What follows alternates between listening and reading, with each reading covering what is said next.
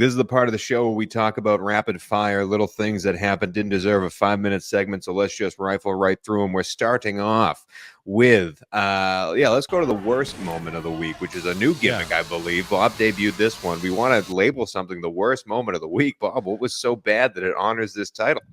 Well, we debuted the best match of the week of the year last week, and I wanted to have a counter to that. So we got to have some worst moments. There's a lot of wrestling. Not all of it is great. And we saw that this past Monday night on Raw with Becky Lynch and Liv Morgan in a backstage segment. Becky Lynch confronts Morgan and delivers a Looney Tunes punch to her face. Something I've never, his coins should have sprung, like bounced out of Liv Morgan's head. It was the worst punch I've ever seen in professional wrestling, and I'm not being hyperbolic here. Just I'll put it up on the screen, watch it again. We'll roll it a few times. It's unbelievable. So congratulations to Becky Lynch, one of the greatest female wrestlers of all time. But this week, you are the worst moment of the week.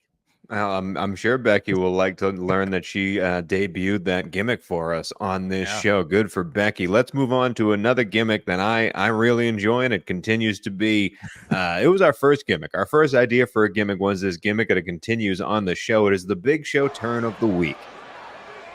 And I can't remember, but I believe she won this last week. It's Serena Deeb. And because Toni Storm came out and wrestled Harley Cameron, they had a fun match. And then Serena Deeb tried to interrupt and wave a flag and got Toni Storm in trouble during the match. Serena Deeb turning heel once again. Toni Storm now a baby face. Toni Storm delivers the best line of the night. The best line of the night. During her promo, as she is wont to do, she says, I'll leave Serena Deeb like all the other degenerates in Vegas on her back with an ass in her face, wondering where her dignity went. I mean, just pristine, pristine Toni Storm. But hey, do you care about Serena Deeb, Bob? No, but but I do care about Toni Storm, and Serena Deeb's a great wrestler. It's nothing personal. It's just this rivalry hasn't worked for me. But overall, whatever. She wins the Big Show turn of the week, and Toni Storm's going to retain her title at Double or Nothing. We all know it.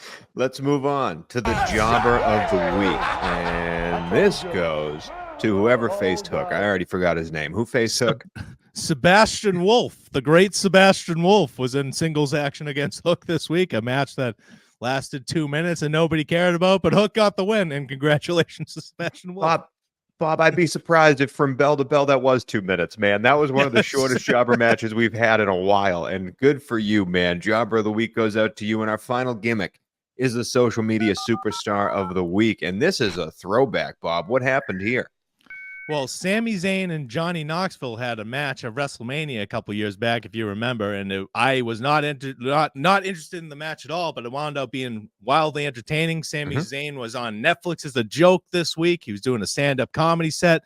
Johnny Knoxville showed up in disguise with Wee Man. They beat the shit out of him again on L.A., and I don't know if it was at the Improv, wherever it was, but Johnny Knoxville went on social media, Sami Zayn's account again, on Instagram, just ripping him for having a hairy back. I hate you as much as you hate going to the gym. Just constant shots at Sami Zayn. So I wonder if they're going to reignite this rivalry at WrestleMania again. I don't know when they're going to do this, but also a special shout out to Ric Flair. I want to mention him in this social superstar of the week. He went off on Donovan Mitchell, all caps. Donovan Mitchell, star of the Cleveland Cavaliers, did not suit up for Game 5. The Cavaliers are going home. Celtics sent him home. Ric Flair was very pissed about the sore cap. Old man Twitter thumbs there with the capitalize every word. Ric Flair made our show last week for unfortunate reasons. He did it again this week.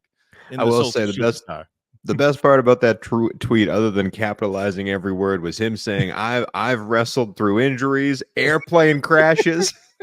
The fact that he put multiple airplane crashes, I've survived multiple airplane crashes, tells you all you need to know. He's totally sober. He's totally sober. And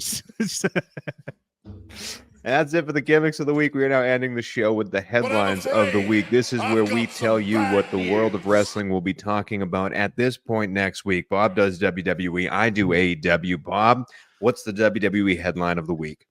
Jey Uso should have defeated Ilya Dragunov in the main event of Raw and advanced in the King of the Ring. I understand why people are pissed, because Dragunov just showed up on the main roster. They wanted to see Dragunov versus Gunther. It's going to be Jey Uso versus Gunther next week, with the winner going to the finals in Saudi Arabia. But Dragunov just arrived, And Jey Uso just competed for the World Heavyweight Championship. He's not buried because he lost to Jey Uso. I understand the disappointment and how that match went. I would have booked it differently and not have an 8-minute Raw match where he loses clean. But it's not the end of the world that Dragunov lost, and we will be getting him versus Gunther down the line. So everybody just relax. Everybody just relax. I'm right there with you on that thinking. I thought it would be Dragunov versus Gunther, and I believe they made the right decision here. And again, Jey Uso was a late replacement for Drew McIntyre in this role. So I'm interested to see if plans change once that happened, or if this was always part of the whole deal. So interested to see how that goes on moving forward. My AEW headline of the week is next week we see why Swerve Strickland is the AEW World Champion. Again, big storyline here. He got attacked by Christian and his cronies, and Swerve needs some help. I think we come out and see Christian might end up standing tall at the end of Dynamite again as we look right into the pay-per-view, but I do believe that we're going to come out and see what Swerve has to bring to the table here, because he's being looked at like right now as if he's the less than in this feud. There's too many odds stacked against him. So we're going to see him come back a little bit here, and I'm ready for this official beginning of the Swerve Strickland Championship era. I'm excited for it, and I can't wait for it. But we will talk about AEW Double or Nothing next week. We'll talk about King Queen of the Ring, I guess, for me next week. I have no excitement for that, but we will talk about both of those pay-per-views next week. We will break them down in the only way we know how. But before we leave, we always have to check in with This Week in Ryback.